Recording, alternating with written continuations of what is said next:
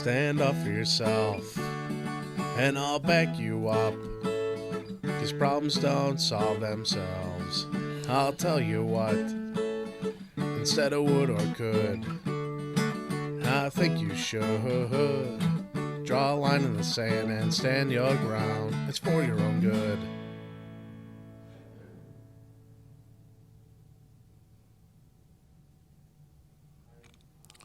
Hello. I want to welcome you back to another episode of The Voice of Families in Addiction, presented by Families Impacted by Opioids, a non-for-profit organization in Cleveland, Ohio. Today's episode will begin with us discussing how it is that we will create a community collaboration. And there's some footing that needs to be done before we can really start to formulate what is a collaboration and how would it be useful.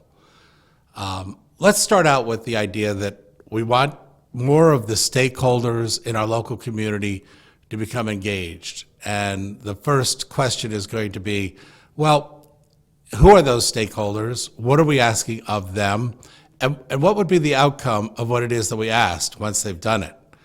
So just getting together like-minded people on an idea in a conference room and writing out a strategy and then going into the community and implementing that strategy, it's a good place to start, but in and of itself, we haven't really accomplished much yet. So let's start kind of as Stephen Covey suggests in First Things First and Successful Habits of Highly Effective People, his writings. Let's start with the end in mind.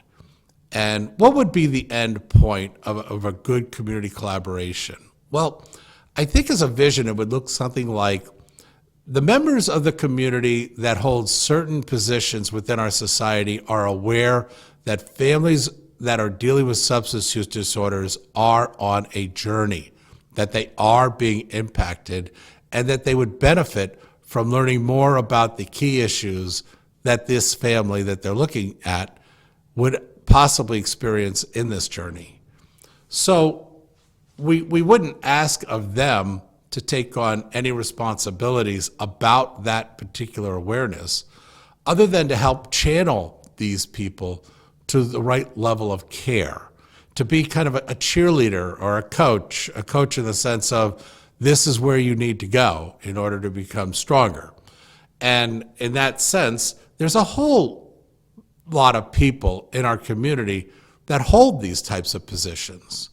So what we might consider doing in the initial steps of creating a collaborative around families orienting themselves towards learning more about the key issues they're likely to face, and then building coping skills to strengthen them in order that they can develop a response that's going to meet their needs and help them to move forward. In doing so, we've got the curriculum, we've got the landing place for these families. The landing place is hopefully you've set up in your community a Family Solution Finder Learning Center. Contact us if you have not, 440-385-7605. We'd be happy to help you do that. And then what would be needed would be an education series or a learning series. And that learning series needs to be accessed in multiple different types of media channels. So what we mean by that is it'd be great if that learning center was providing a presentation maybe once a week on a specific topic, kind of like an academic learning, classroom style learning curriculum.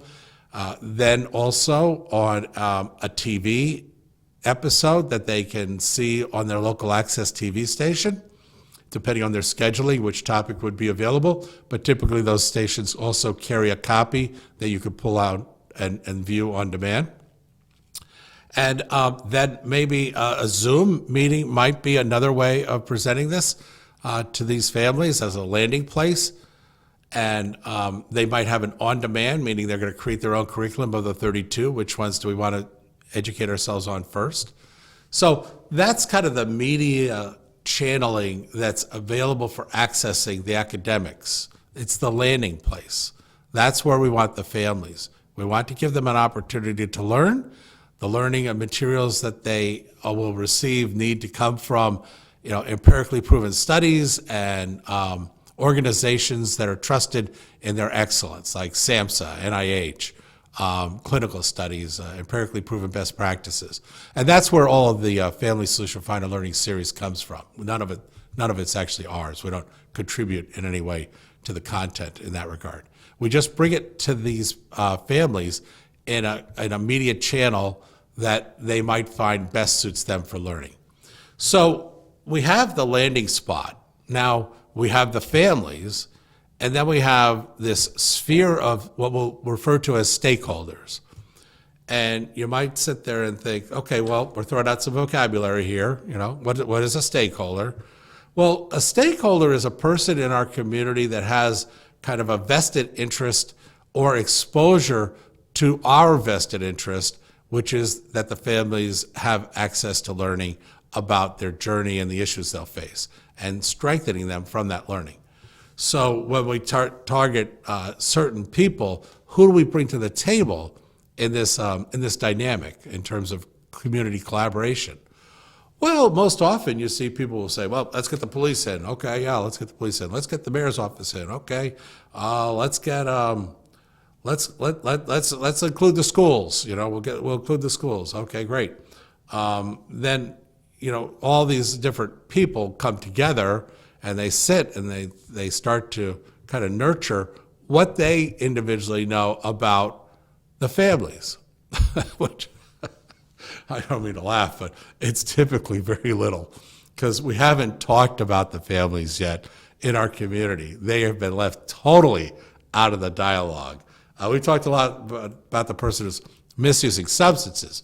We've talked a lot about mental health providers and recovery and addiction treatment centers and some of the community agencies and non-government agencies, the non-for-profits. But we don't really talk much about the families. I am, though, seeing more often that topic be included. But it's absent of, okay, well, we're going to have a group meeting. Our agency is going to talk about it. They seem to be void of, so what should we be specifically discussing and what action points can we consider? That's the purpose of today's episode, which is a community collaboration for families that are dealing with substance use disorders. Hello, my name is Roy Poyan, and I am a chemical dependency counselor assistant and a certified mental health coach. I'm also the director of Families Impacted by Opioids, and the purpose of these series of podcasts is to give air to topics that we could all start to talk more about and start to reference the materials that are out there, just like we did at Families Impacted by Opioids, FIO. So what we're doing now is, in this episode, we're going to identify the stakeholders. So let's get to work and start to do that. I have an easel with a piece of paper on it, and at the top I have a row, and it says coach, number one, coach. That doesn't mean that they're the number one key stakeholder. It's just they're number one of 8. The degree of importance isn't significant here, so we're not. With a coach, let's talk about that, because I am going to show this book, which is actually a book on the 12 seminars that we've selected that the family needs to grow from learning as their initial exposure to starting a knowledge base of the family about addiction and substance use disorders. So we've gone through this in other episodes, but it's the same as the certification for families. It is the seminar 1 through 12, Enabling versus Consequences, Addiction Behavior, Family Intervention, which is Stages of Change, the Police Intervention, Emergency Medical Services Intervention, the Legal System Intervention, the Treatment Center Intervention, Support Agency Mapping, the Relapse, Successful Lifelong Recovery, Bereavement, and Faith and Spiritual Practices. So in this book, it's titled From Coach to Family Table, Empowerment in the Substance Use Disorders Journey. And you can get it on Amazon. You can get it on our website, familiesimpactedbyopioids.com, as a download. It would be a PDF, and it consists of about 340 pages. So whether you want to print it out or not, I don't know. You might want to buy an ink cartridge before you get started and do double-sided printing. But all kidding aside, it is available on Amazon for you also. So with that in mind, who do you have at this table? Well, I want you to visually look in your mind, consider a conference table. And in one of the chairs is sitting either the athletic director or a very popular football coach of a big high school team. And you're saying to this coach, Coach, from time to time, you're going to run into a student player who is going to express to you that they're having difficulties in life, and that these difficulties are stemming from the fact that their family is being inundated with these issues, one after the other, and it is exhausting them because a member of their family is dealing with substance use disorders of some type. And now that has become this student player's reality. And now that has become his performance at school. And now that has become his performance and ability to function in his sports playing. What has happened is that it's come to the surface. It's kind of like a sore that starts from deep down inside and then comes to the surface and creates this big red spot. Now we noticed it, okay? But how do we treat it? What do we do? What does the coach do? Well, coach, you are a stakeholder. Okay, you can't get around it. You might as well play in it. What can you do about it? Well, you can have a copy of these books. Say you have 3 underneath your desk. No big commitment in terms on your part.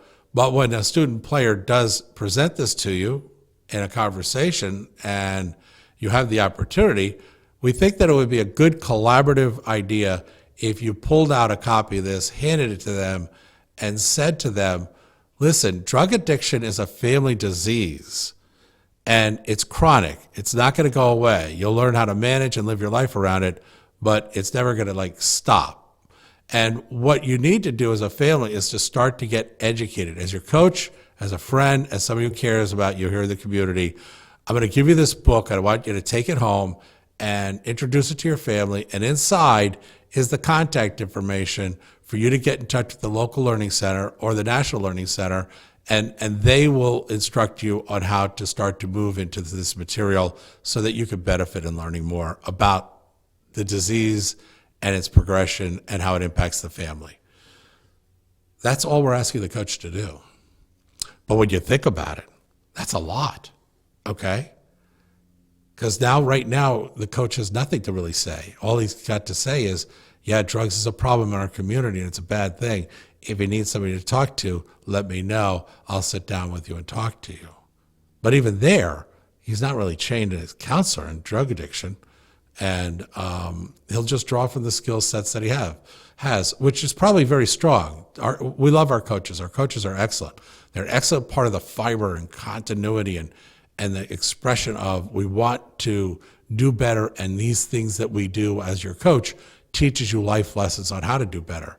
Doesn't it make sense then that in something so significant as drug addiction and the families, that our coaches would be armed with the materials needed to tell them the exact same message?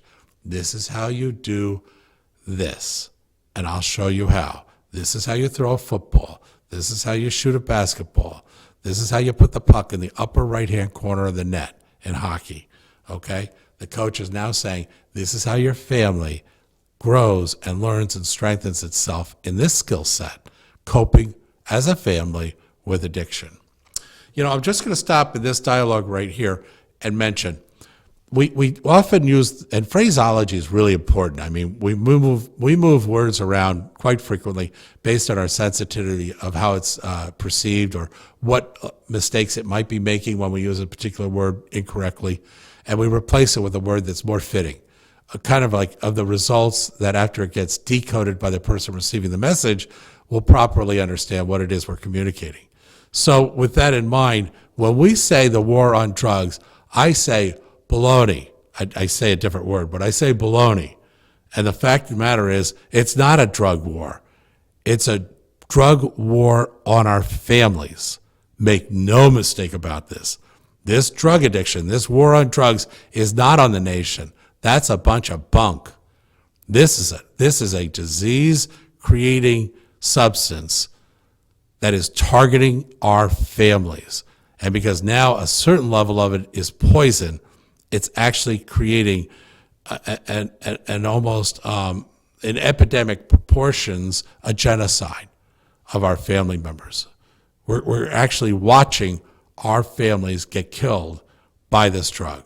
So with that in mind, this is very serious, and the proper words need to be used. I'd like to see us eliminate the term war on drugs and replace it with a war on our family. This is what this is. It's a war on our family.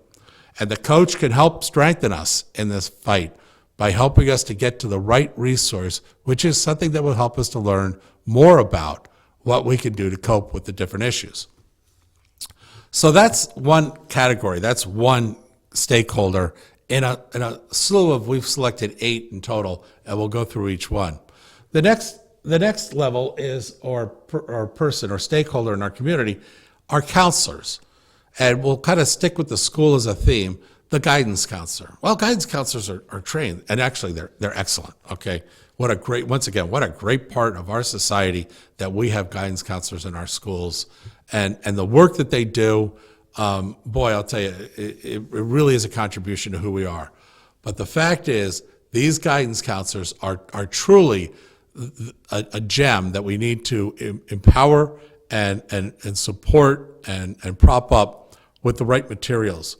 So what we're going to do is, I have a book in my hand titled From Counselor to Family Table. It's the same book in its design and content as From Coach to Family Table. It's just titled From Counselor to Family Table. And the family would have an opportunity to access this most likely through their student and their child. And so the guidance counselor sees the student on a specific issue regarding school and performance and academics or behaviors in the classroom, things that are related to a guidance counselor's tasks. And once identified that, this is more than likely a good person, and they're being, overly saturated with an environment at home of substance use disorder. It's a family disease. The family's up arguing. They're not being nice to each other. They're exhausted. They're afraid. They don't know where to park it. This is trauma in the family. Every time they experience a new issue that's presented by the person that's misusing substances and their behavior. Remember, there's 2 things going on in this individual with substance use disorders. There's them, and there's the disease, which creates the behavior. If this was asthma, absent the behavior, you probably wouldn't be kicking them out of the house. It's the behavior that we're sitting there saying, this is unacceptable. We love the person, we hate the disease. So with this in mind, the counselor is going to have to do the same kind of thinking. And to help support them, we would give them this book titled From Counselor to Family Table, and they would say something very similar to what the coach said. Only because of their role, they may play a little bit more of a counselor role in the sense of maybe suggesting to the person that the family comes in and meets with the counselor, and that counselor might give the family at that point this book, or give it to the individual and tell them to take it home like we did with the coach. But the guidance counselor's ability to more or less, circle around the family with the idea that there is learning and education material available to them. They just need to know where to find it. And that would be to get in touch with the local Family Solution Finder Learning Center. But if you don't have one, to contact us at the National Center, and then we would help guide them through that. And we can do all this virtually with the families. So that's not a difficult task for our side. So now we have a guidance counselor who's a stakeholder, that they are actually a part of this new dynamic of collaboration. You see, this is more than just sitting in a room, in a conference room, in a suburb, meeting hall or, government agency, and deciding, okay, well, let's do this, and we'll hold this meeting, and we'll have them come in at. I hate to tell you that, but that's not going to happen. You putting up meetings around the community, they're not coming to your meetings. And if you think they are, and you see that they are, then you've got a special community. And I would really pounce on that and support that and grow it. But if you're like most communities, the families don't come out for education. And let's face it, only 10% of people that are addicted actually seek treatment. What luck do you think we have with the family members? An even smaller number of those families that are associated to that person that's in treatment, an even smaller number of them are willing to come to the treatment center and learn. Although the treatment centers have been doing a pretty darn good job of getting them to show up. But they're not teaching them all these other skills. They're teaching them more about addiction and some of the things that they need to do when they get out. But we're more or less approaching other types of socio and economic circumstances that present itself. We'll title those situations. And with every situation, there's a slew of issues inside of a situation. Like, for example, they got arrested, or they're in the emergency room, and you see why the treatment center shouldn't be held responsible to educate on those things, because that's not their lane. And we want to make sure everybody stays in their lane, because then they'll do a really good job of what they do. We want that from them. But we're not going to start asking them to be the everything for all the people, for all the issues. That would not be a collaboration. That would be a real clustering of mistakes. So with that in mind, let's now talk about, from counselor, and we only talked about the guidance counselor, let's talk about the fact that there are other counselors. There's intervention specialists.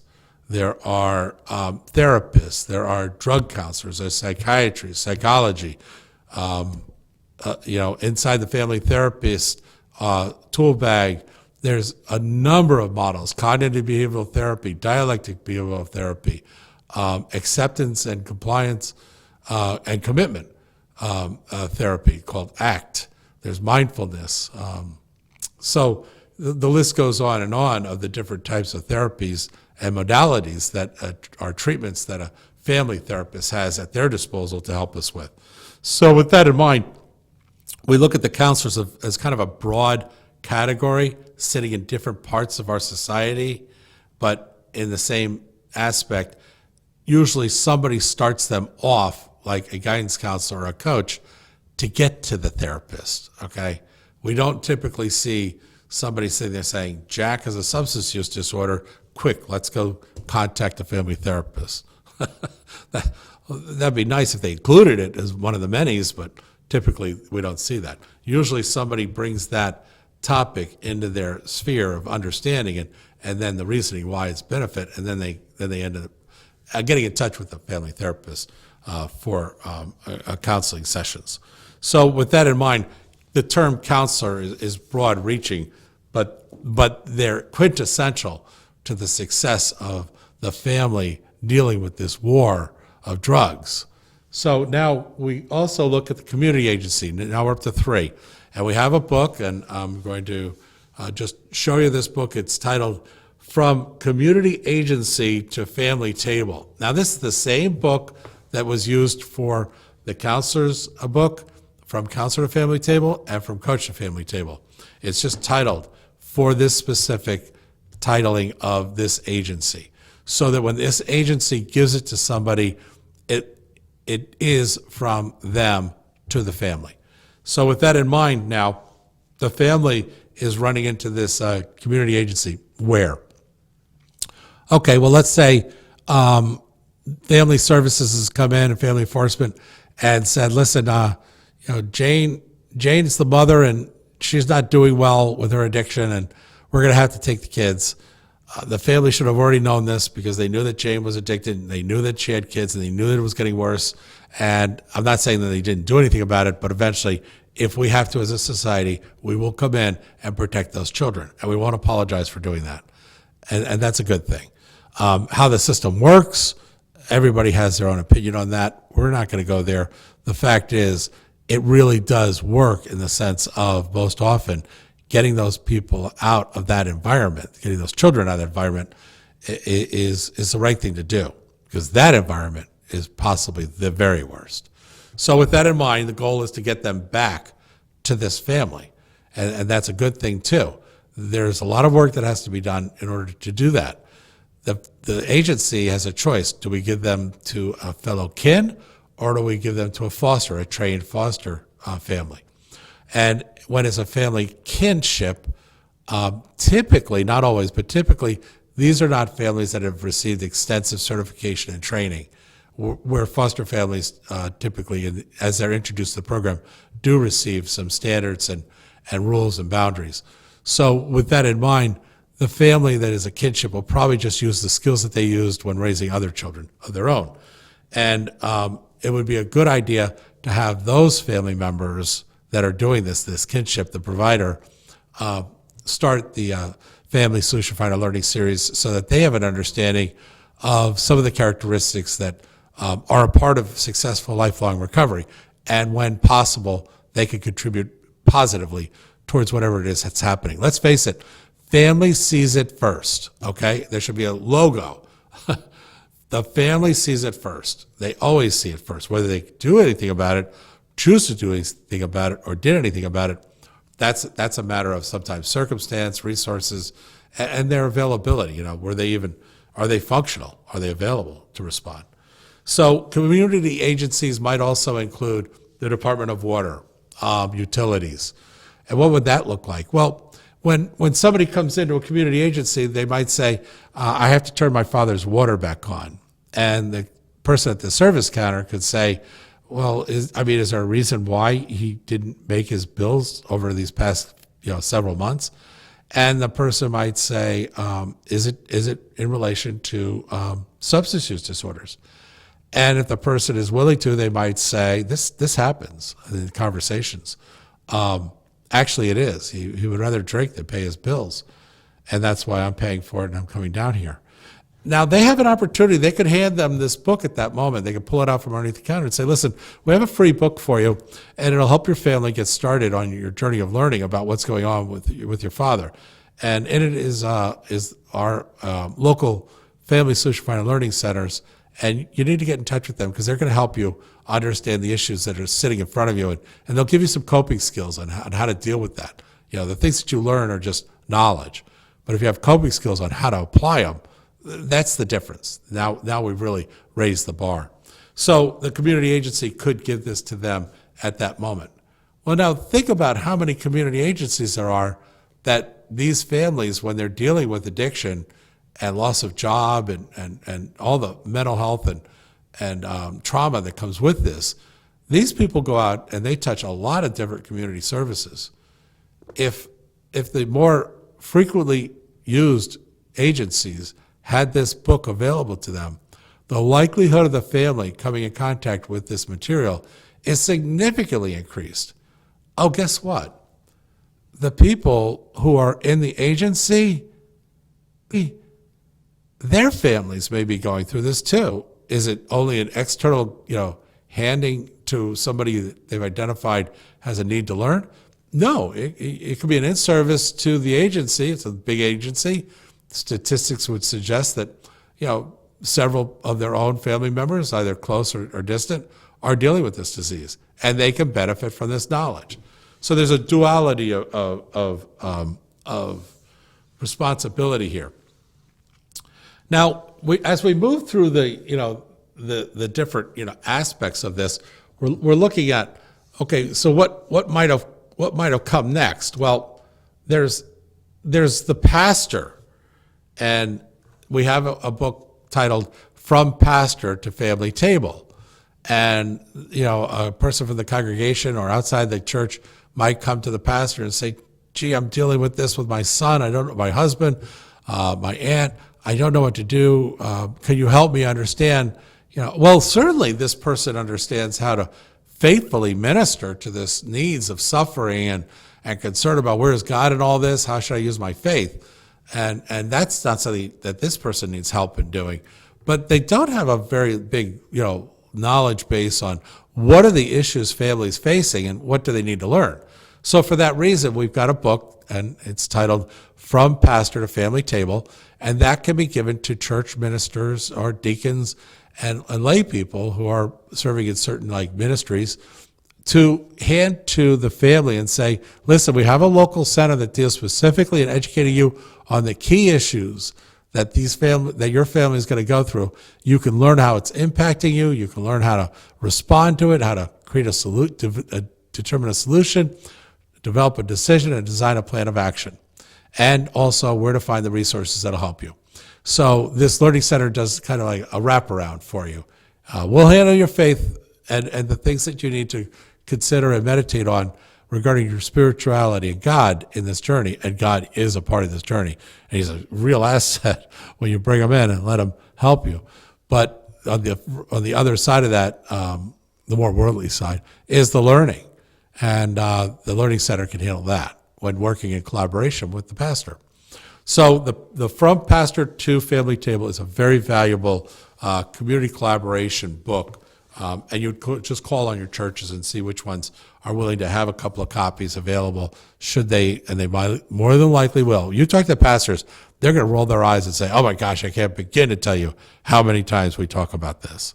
You know, we do an AA meeting and an NA meeting here, but they don't practice our faith. They just use rooms. That's the collaboration part. You're allowing this person to use their faith and the minister to use his ministering in that faith. And you're bolting on only education that's going to complement all of that response. Darn glad you came to the church, because they actually ended up having all the pieces for you. So, and the only reason that took place was because you live in a community that collaborated in a meeting and decided that they were going to empower stakeholders. And this would create a dynamic for them to be able to then say, okay, you know, who needs to be a stakeholder in this drug war of the families. So now we're looking at first responders, and we're getting down to that level of stakeholders. Well, they're already there, Roy. Why would we need to empower them? I mean, don't they have training in all of this? No, nor do we want them to. We shouldn't expect that they can carry this water. That's the job of the Learning Center. But we could ask them to direct these people in their moment of pain, because let's face it, people listen more when they're in a traumatic experience, because they're sitting there saying, "Would you please tell me how to get out of this?" Or they're saying afterwards, "Could you please tell me how to avoid having this happen again?" In either way, we could give the police the From Police and Response Team to the Family Table book. From Police and Response Team to the Family Table book. And what that does is it's the same book as the others, only it allows the police to give them this book at the moment that they are in the middle of, we want a solution. The adage of, if you want to help people grow, find them in their moment of pain, that's when they'll listen the most. Well, that's true, but it doesn't necessarily mean that's when they have the ability to listen most. It just means that's when they understand they need to learn the most, is during those times of very, very limited time span when they're available for that.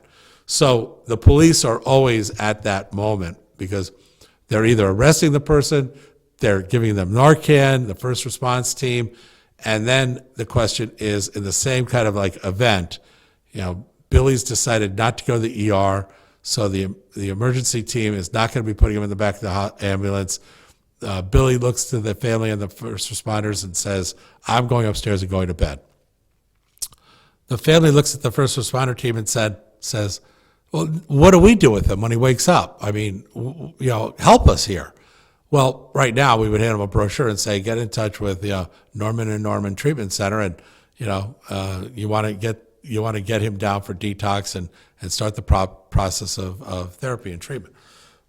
Honestly, that's a absolutely should happen, but we could do more. We could have them with a book that states From Police and Response Team to Family Table, and they could have that. They could pull it out of their trunk, and they could hand it to the family and say, "Listen, you're on a journey that is a disease of the family, and it's going to involve all of you. And because it's a chronic disease, it's not going to go away. So there's a lot for you to learn. We have a learning center here in the area called the Family Solution Finder Learning Center, or there's a national center that you can get in touch with. And then you can then help them to understand that learning is available, it's possible, and this introduction was made through the police at the moment of an overdose, meaning after the overdose has been, he's revived and is in a relatively safe posture, and these questions start to come up. What next? This is an excellent time to hand them this book. And, more than likely they won't read it. More than likely they'll put it on the table and it'll go with the brochure and it'll sit there. And a couple of days will go by and Jack's back to using and some incident comes up and they're just like, oh, we've had enough of this. What can we do? And they see the book sitting on the dining room table. Let's face it, the only reason that book is there is because the first responders and the police gave it to them at a moment that they were involved in this family's life. And the only reason that happened was because some very thoughtful people collaborated in a room and decided we're going to get our stakeholders to carry materials that get these families started in learning. And it really kind of entrenches them so that we can have a greater success in getting them down to the Learning Center or attached to the National Learning Center so that they can start their journey of growth and empowerment. And so with that in mind now, the family is more than likely going to take a look at the book because they see that it's true. This isn't going away. Even when they get out of a rehab center, and if, in fact, it does happen that a relapse takes place, they may go back to the book at that time again. They may go back to the book many times. Okay, that's good. That's why the book is there for them. So the other area is the legal court system. They are, in fact, a stakeholder within our system. And so what we want to do is we want to empower the legal court system. We have two ways of doing that. The first way is that the Learning Center would go to the legal court system and provide them with what's known as the Specialty Courts Family Learning Program. And that would be something that the courts can then use as a process. Once they've got a person that's in drug court or family court or one of the specialty courts, they could say to the family members that are in the galley, hey, listen, come on down because we've got some materials for you to use and start to learn. We'll even give you a certificate if you complete 6 of these in our program design. We'll build a curriculum around your needs. There's 32 for us to select from, and we'll put 6 together and we'll start your learning. That's a dynamic that doesn't take place right now, but it could be universally, it could be a great feed to the family becoming part of the nomenclature of this disease and not just kind of like in the stands watching it happen. It gets them empowered, and now they know what to do. We also have a book, besides the Specialty Courts Program book, which is available online in a PDF or on Amazon. In fact, all of our books are. This is titled From Legal Courts to the Family Table. And so now the judge can say to the family, here's the book that we're going to use as a part of the Specialty Courts Program. Or if they don't want to get involved in the Specialty Courts Program, they could just use the book as a standalone and say, here's a book that'll teach you, get in touch with the local learning center or the national center, and start your learning of empowerment on the 32 key issues that you're likely to face. Once you know these issues, you're going to be much better off. So with that in mind, we do have a program that can be offered, or we have a book that the judge can hand out to the families once they're involved in the legal system. Who else in the legal system could provide that book? Well, because of its title, the probation officer could, the jails, when the person comes down, the social worker at the local county jail or prisons could say, listen, we see you coming down here to support your loved one. Eventually he's going to get out. While he's in here, why don't you start your learning? Here's a book titled From Legal Court System to Family Tables, and it has 12 issues in here that we really want you to know more about. There's a local learning center you can get in touch with, or there's a national center that can help support you. So now we're looking at another aspect of a key. By the way, we said there were 8, but this is number 7, but not in sequence, is the social worker. And the social worker is somebody that could be in a treatment center, could be in a mental health center, could be in a hospital, could be in the emergency room. Social workers, fortunately, and God bless them for what they do, are located everywhere. And if we were to empower social workers to use the From Social Worker to Family Table book and have that available to them, then what we could do is we could guide these families at a moment that when a social worker is talking to you, you typically are listening. They're usually saying some really good things to you about community coordination and care and who's available.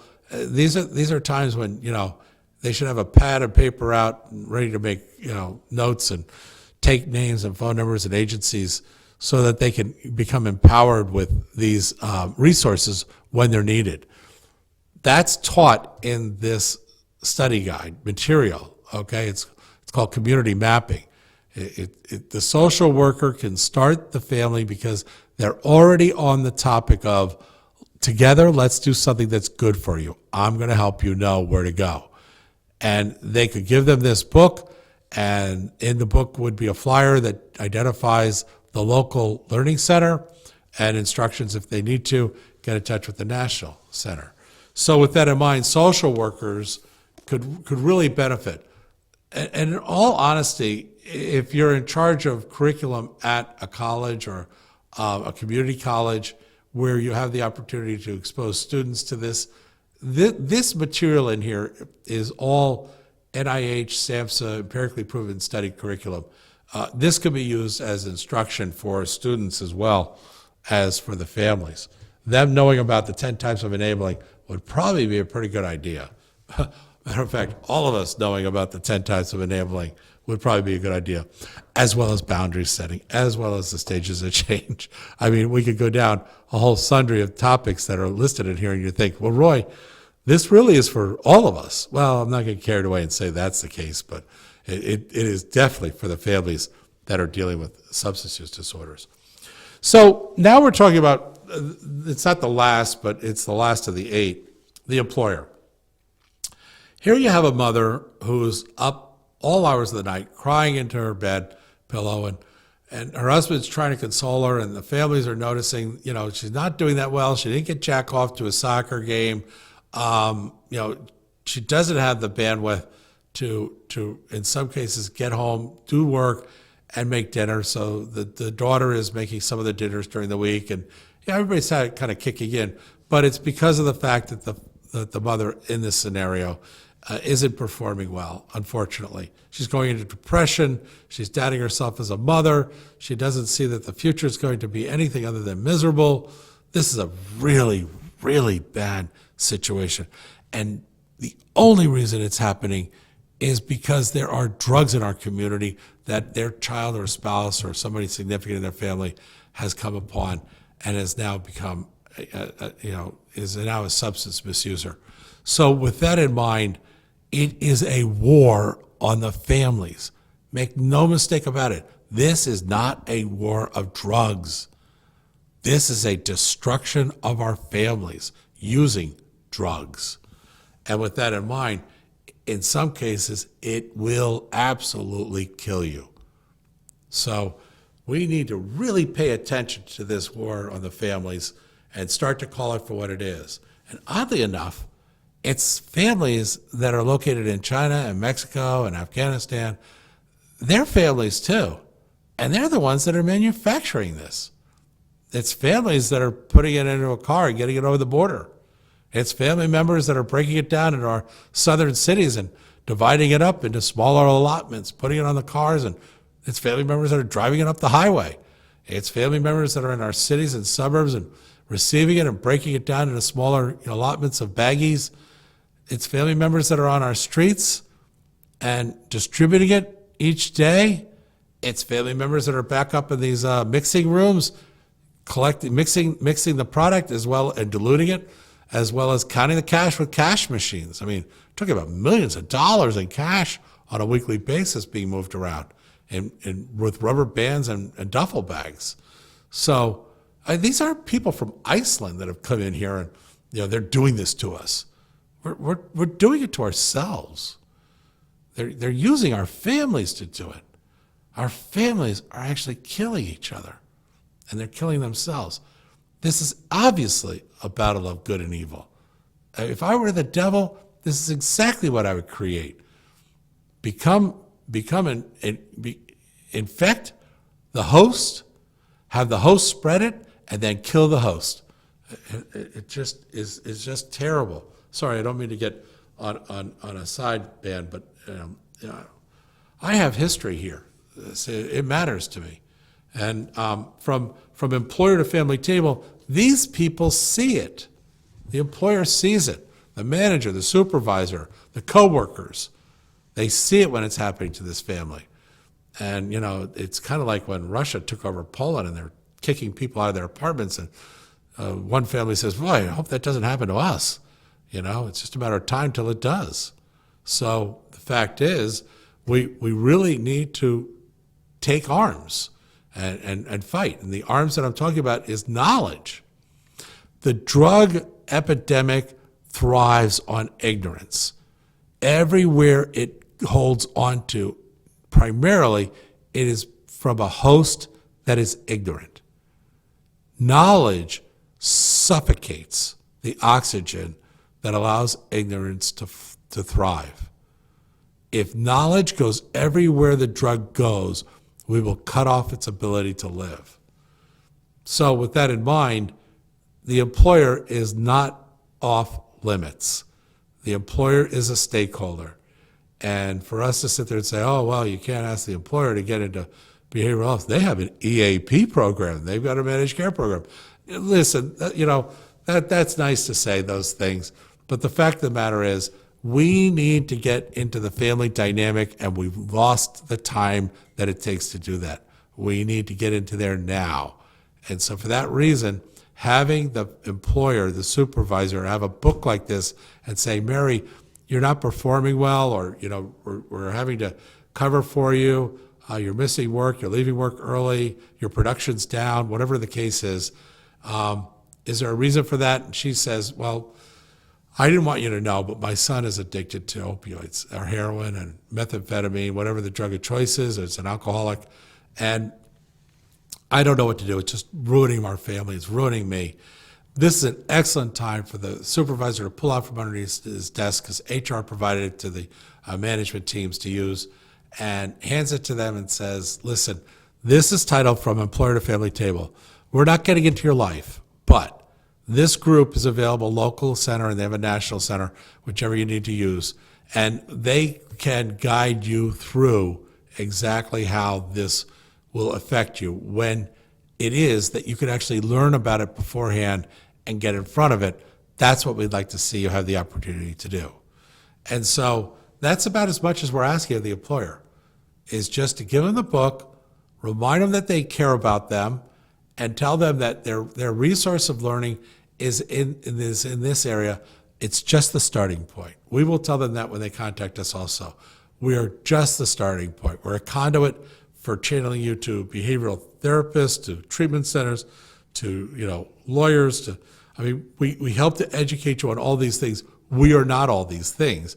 We get you started in thinking and having the confidence and empowerment of knowledge, the basic knowledge, for you to go out and effectively find the right level of service, the right level of care for what it is that your issue is you're trying to resolve.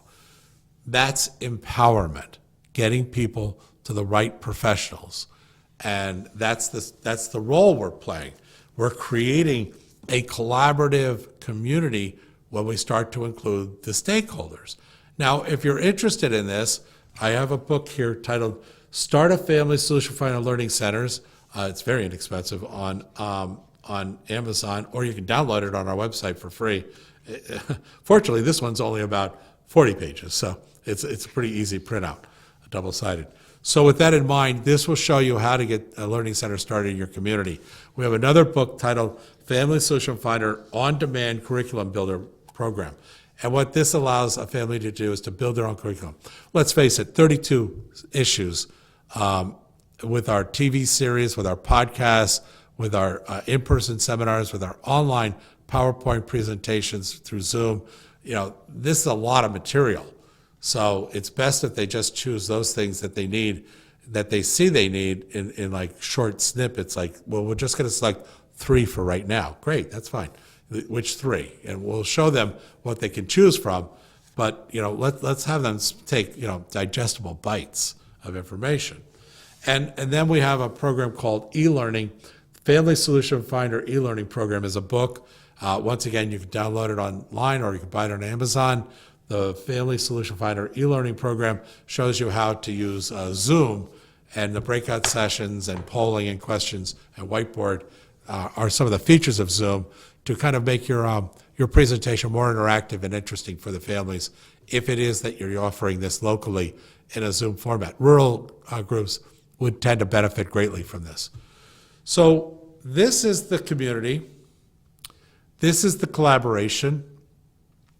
This is the endpoint that they get in touch with the learning materials. Everybody is united on one topic, and that is ask the family from all these different points throughout the community. Each group should ask the family, have you taken the Family Solution Finder certification program? Have you taken the Family Solution Finder certification program? If not, here's a book to get you started. Because we can do more for you if you know what's happening and is likely to happen next. And that's where this learning will take you. We love you, we care about you, and you're a part of our community. Let's face it, a community is just a gathering of families when we get right down to it. And a gathering of communities is a society.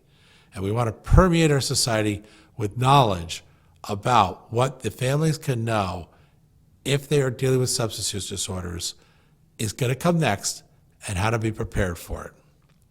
Once again, my name is Roy Poyan, and you can contact me at 440-385-7605. You can email me, familiesimpactedbyopioids@gmail.com. You can go to our website, familiesimpactedbyopioids.com. You can go on our YouTube channel in the search field, type in fentanyl and families in harm's way, and get our TV series of 32 episodes. And you already are aware of the Voice of Families in Addiction, our podcast and newsletter. We'll also be posting soon on a YouTube channel, and we'll announce it in one of our episodes in the future. The PowerPoint presentations with voiceover, should you yourself want to present it to a group, you can have the handouts and a PowerPoint presentation that takes you through each of the 32 issues. This is very empowering for people that want to take an active role in their community and be the go-to on these topics. I want to thank you very much for listening to us today. God bless you, and we look forward to seeing you again on another episode of The Voice of Families in Addiction.